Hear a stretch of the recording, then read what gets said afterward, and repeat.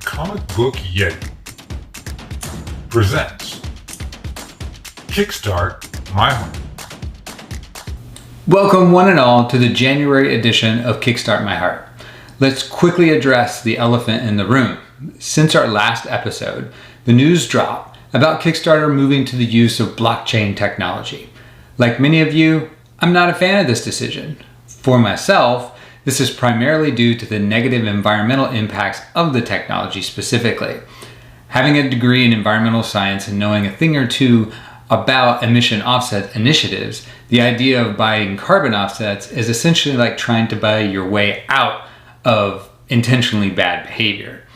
That said, I'm personally in a holding pattern while we see how the whole situation develops and Kickstarter releases the white papers, which hopefully will provide more clarity about the issue.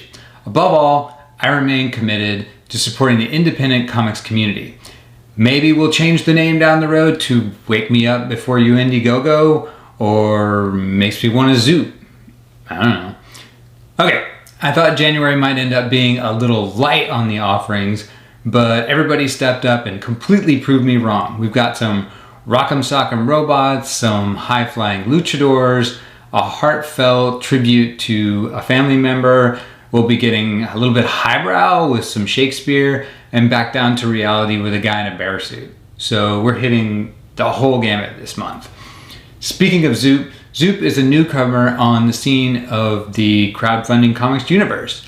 I've been back and forth with the CEO, Jordan Plosky, and they have some amazing stuff coming up and are adding new crowdfunding projects all the time. Our first project this month actually is from Zoop, and it's a monster suplex off the top rope luchador thrill ride currently funding right now on Zoop called Mano del Distino. Check it out. Jay Gonzo's Mano del Distino is a wild ride through the world of Mexico's luchador wrestling culture. In the first installment of the series, we followed the hero's journey to becoming the undisputed league champion. Series 2 of the book is now funding on Zoop, and we step out of the squared circle and into a jungle movie. Here's Jay Gonzo's synopsis. Jay Gonzo here, creator of Mano del Distino.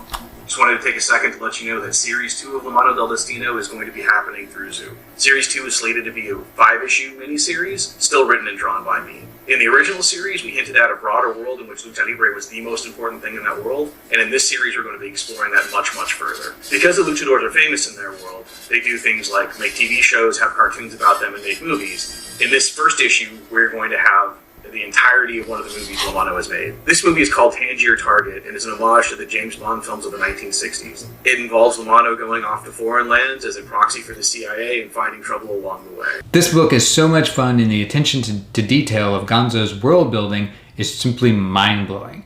From clothing to architecture, the backdrop is lavish 1960s chic that beautifully highlights the richness of Mexican culture and traditions. Go back and find the first collected trade and then back this project on Zoop now.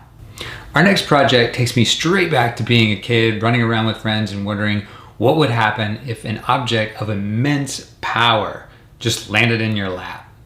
Thanos has got nothing on the power of this glove. Mechaton creators build this as Scott Pilgrim meets Pacific Rim. It feels like a crazy episode of Phineas and Ferb that go full-on Mega Man with a giant mutant insect running around. I reached out to the writer Wells Thompson to get a full breakdown. Hi, I'm Wells Thompson, here to talk about Mechaton. This is issue number 1. Number 2 is in Kickstarter right now. We're about 50% funded at the time of recording. Mechaton is a story about a power glove that falls from the sky, lands on the heads of 2 idiots, and they discover that anything it punches has the power to turn into a mech. Whether that's a hot dog stand, a house, or something much, much bigger. It's a rule of cool comic with a lot of sci-fi and kaiju elements. It's a lot of fun, has a slight comedy bent to it, and at the heart of it is a really nice sibling relationship that I hope you enjoy a lot. Also, here's my cat. I always love to throw something in the mix that at its heart is just plain fun. From their slapstick pitch videos to a reward tier that includes a lentil soup recipe of all things, You know this is going to be good for a laugh, and we all need more of that in our lives about now. The creative team is fantastic. Fernando Pinto's artwork is completely on point for this book, and I have loved seeing his style and craft evolve over the last year. They're well over halfway funded in less than a week and already have issue 3 planned, so jump on board this one before a publishing company snags it up and you can say you were one of the cool kids back when. I'm calling that right now. A Hunter's Tale is a heartwarming tribute from writer-illustrator Ryan Claytor to his late grandfather, where Ryan took one of his grandfather's poems and adapted it similarly to a poetry chapbook format. I recently got a chance to sit down with Ryan and ask him to tell us a little bit about the book in his own words. The book is a comic book adaptation of a poem that my grandfather wrote almost 40 years ago. My grandfather's no longer with us, but his body of work still is, and I really wanted to share this poem in particular with a wider audience because it's always resonated with me throughout my life. Basically, it's about these two seemingly very different subjects, a hunter and his prey, who find this unlikely understanding of one another. And the poem's theme is essentially reciprocated empathy, which is something that I feel is so important in our world right now. I was immediately drawn to the very personal nature of this project. It's universally relatable and beautifully illustrated. As we film this, it's also fully funded and on the 6th stretch goal. Ryan has been constantly adding new stuff for backers, so make sure to check it out. I love the idea of daily prompts as a creative. I can't commit to it myself, but I'm actively working on becoming colorist. What happens when those daily prompts aren't quite challenging enough and coalesce into a graphic novel about Shakespeare? Then you get The Whole World Blind. I count The Whole World Blind as a sensorial inspiration piece. This 40-page hardcover includes an audiobook version that drives further into every page, delving into the minds of the creators and the characters. Here's an excerpt of what you can expect. Savagery. Come from the ravaged and war-torn Enoch, Shep Olsen set his crown on the cold, dead grass. Useless. He took instead his prayers, his faith, his hope, and below his boots, he took to the mountains.